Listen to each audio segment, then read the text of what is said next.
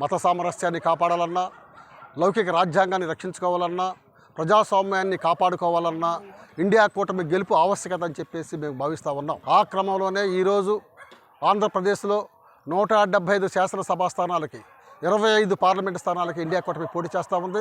దానిలో భాగంగా ఇక్కడ ఎంపీ అభ్యర్థిగా జంగం అజయ్ కుమార్ సిపిఐ తరపున, సిపిఎం తరపున నేను పోటీ చేస్తూ ఉన్నాను.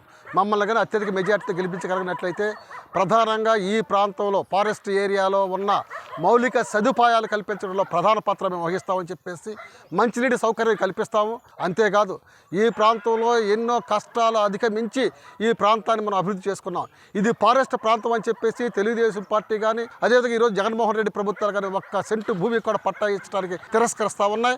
మిమ్మల్ని కానీ మీరు కానీ అత్యధిక మెజార్టీ గెలిపించినట్లయితే ఈ ప్రాంతాన్ని మొత్తాన్ని కూడా డీఫారెస్ట్ చేసి మొత్తం ఫారెస్ట్ ప్రాంతానికి పట్టాలు ఇప్పిస్తామని చెప్పేసి మేము ఖచ్చితంగా ఈ యొక్క పాదయాత్ర సందర్భంగా ఈ ప్రజానీకానికి విజ్ఞప్తి చేస్తూ ఉన్నాం.